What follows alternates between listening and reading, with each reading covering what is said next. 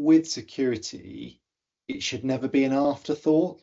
And when we've, in the past, as an industry, been kind of brought to the table at the end, it gets A, very expensive, and B, very hard to implement the depth of controls that are required to meet an emerging and changing threat.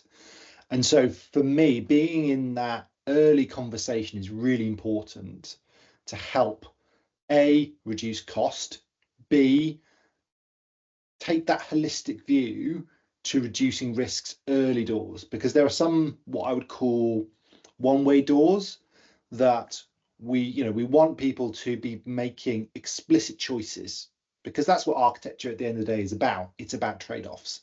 And what we want to be doing is making sure that people are aware of the trade-offs they are taking to secure their systems. And that's why, for me, being involved early is really, really important, rather than being at the end of the process. From my perspective, traditionally security has always been seen as a non-functional requirement. So there's the functional requirement of the application or the system or whatever needs to do this, and security is a non-functional requirement. And in projects, non-functional requirements cost money and time, so they often get traded out early on.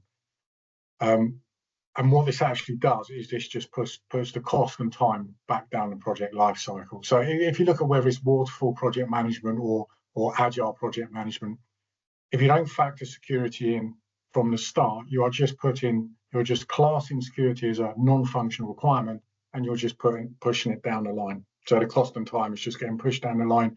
We all know that when we want to get a budget for something and deliver, actually we want to have a really good idea of how much it's going to cost up front and not have too many gotchas down the road.